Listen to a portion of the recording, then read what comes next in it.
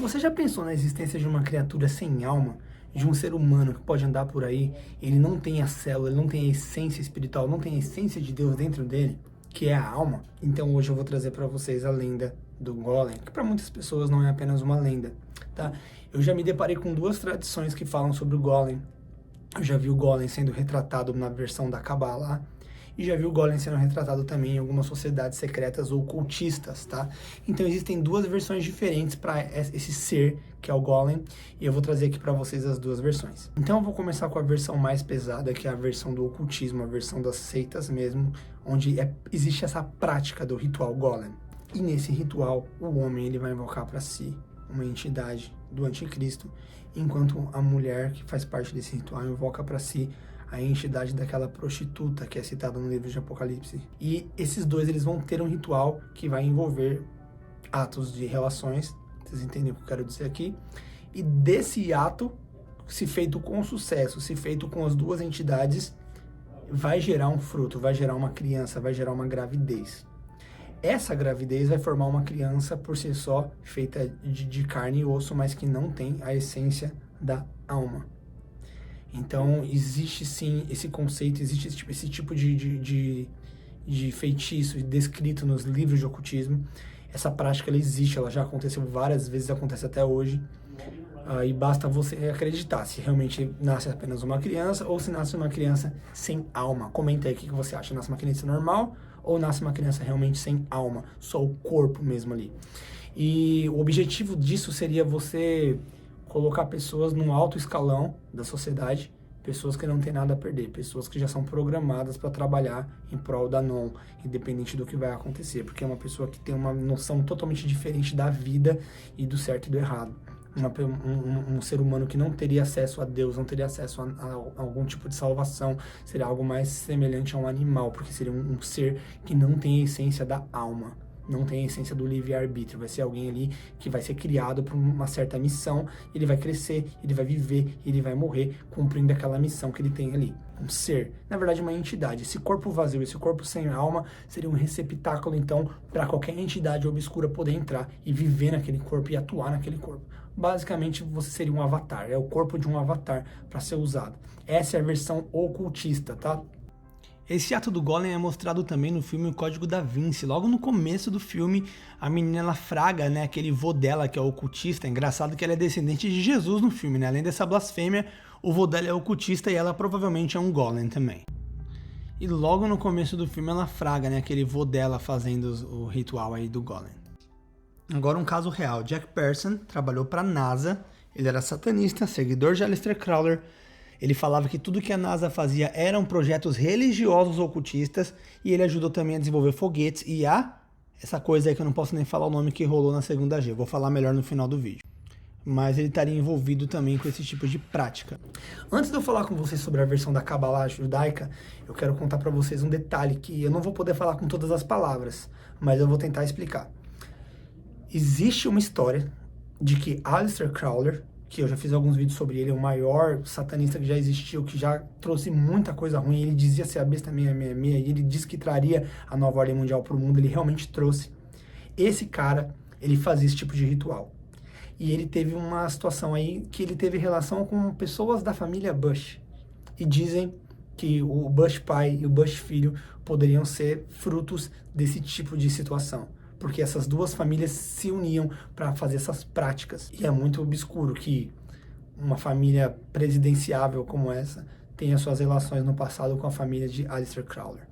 Mas agora eu vou falar da outra versão, que é uma versão um pouco menos tensa, que é a versão da Kabbalah judaica.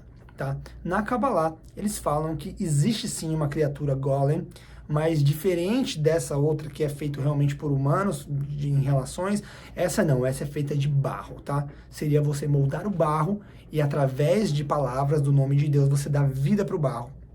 Esse boneco viver e esse boneco atuar com uma missão, obedecendo então ao seu criador.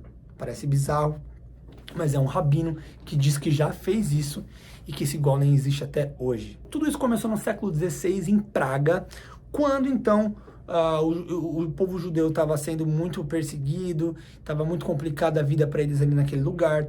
Então o rabino Yehuda Alivá que morava em Praga, ele era o chefe ali, né, da sinagoga de Praga, um rabino cabalista, e ele disse que teve um sonho, tá?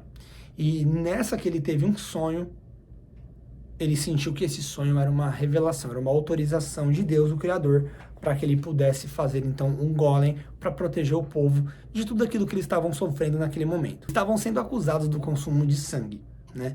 E essa acusação gerou essa perseguição contra eles.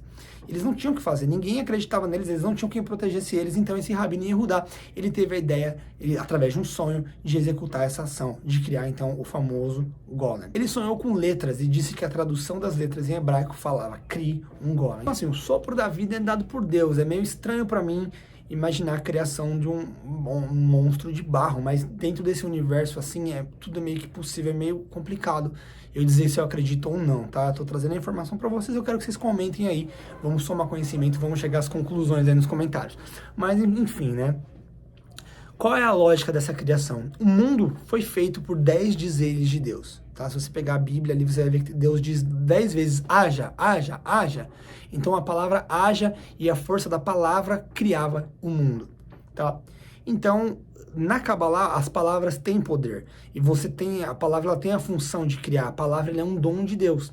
Tanto que é isso que nos difere dos outros seres vivos que tem na Terra, dos animais, por exemplo. Nós temos o dom da fala. E na Kabbalah, o dom da fala não é algo só, ele fala. Não, a fala tem poder. A fala é realmente um dom divino. E ela realmente teria o poder da atração das coisas. E da criação também de coisas, como Deus usa o haja para criar. Como Deus fala, e Ele nos deu o dom da fala, uma fração desse poder de criação estaria dentro de nós, seres humanos. Então aí que vem a história do poder das palavras, tá? Então o que acontece com esse rabino? Ele pegou esse conhecimento das palavras, que para a tradição da Kabbalah, ele já vem desde Adão e vai indo embora até Moisés, né? E chega até os dias de hoje. É bom você entender que as letras do alfabeto hebraico, elas têm uma geometria específica, elas têm uma numerologia específica, tudo tem um significado também. Vou te dar um exemplo. Por exemplo, é Deus. A letra em hebraico é o Aleph, né? O Aleph significa Deus. A própria letra do Aleph forma, então, uma numerologia, uma geometria que também representa 26. Portanto, 26 seria o nome de Deus. Então, esse rabino, usando esse tipo de linguagem, não essa, mas esse tipo de linguagem de letra que significa com a numerologia, e usando esse padrão, ele usou fórmulas geométricas e o nome de Deus em numerologias e dizeres que ele formou a partir disso, e com esses dizeres ele criou uma estátua de barro e usou esses dizeres. E após pronunciar esses dizeres, o barro ganhou vida. Ele colocou um pergaminho com o nome de Deus na boca desse golem, e a partir desse momento, essa criatura levantou e fazia tudo que o Rabino Yehudá mandava. Ele foi usado por um tempo, até uma hora que ele não tinha mais serventia. Quando encontraram a paz, quando aquelas lendas contra eles, da situação do sangue lá, foi desmitificada. Então, quando isso aconteceu, o golem não tinha mais utilidade, então ele foi guardado na Catedral de Praga, num local onde ninguém pode entrar até os dias de hoje. Alguns anos atrás, um rabino chegou a entrar lá, e ele saiu de lá assustado, abismado, e disse, sim, é real, realmente existe um golem lá dentro. Então, fortaleceu mais ainda essa versão de que existe mesmo essa criatura, que ela existe até os dias de hoje, e ela tá lá na Catedral de Praga, escondida, tá? É bizarro, né, galera? As duas versões são bizarríssimas. A primeira é inconcebível, e a segunda, ela usa o nome de Deus, ela usa referências religiosas, mas ao mesmo tempo é muito difícil para alguém como eu, por exemplo, sou cristão, digerir isso como algo bom. Para mim é mais provável, talvez, que ele tenha tido uma influência errada para fazer isso, ou que isso seja só uma lenda, ou do que eu acreditar realmente que Deus daria para ele essa fórmula para criar, então, uma vida. Mas é isso que se trata a Torá oculta e a Kabbalah, de segredos, de fórmulas, de estudos da ciência da criação, da ciência do poder das coisas, do poder de Deus. Então é um universo muito perigoso, já falei para vocês, é perigoso de mexer, não é algo simples, mas tem muita curiosidade e eu tô trazendo para vocês porque eu prefiro que vocês aprendam comigo que vou dar uma versão franca, sincera, honesta, sempre dentro dos preceitos da Bíblia, do que vocês entrar em canais aí que vão ensinar isso de forma diferenciada, até porque existem várias cabalás. Tem a cabalá que sempre exalta a Deus, que é a cabalá judaica, mas tem outras cabalás, inclusive malignas aí, que só tem ensinamentos pagãos. Então tem que tomar muito cuidado, eu não quero que vocês vão procurar em outras fontes, por isso eu tô trazendo esse conteúdo para vocês. E aí, comenta aí, você acredita que esse Golem existe? Qual das duas versões de Golem é mais aceitável para você? E na primeira versão, naquele Golem que é feita em atos ritualísticos, também existe uma história que na Segunda Guerra Mundial, naquele acontecimento que fez aquele boom, e vocês sabem do que eu estou falando, né, que foi uma tragédia muito grande, marcou o mundo. Dizem que dentro daquele objeto que foi lançado para acontecer aquele caos, aquele terror na Segunda Guerra, tinha um Golem.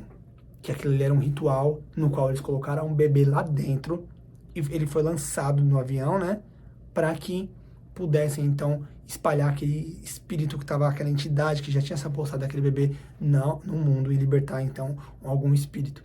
E existe, sim, essa crença no paganismo de que eles podem libertar seres extradimensionais através de rituais ou de sacrifícios ou de feitos, como a Segunda Guerra Mundial, como depois aquele dia em setembro lá, que todo mundo sabe do que eu tô falando também.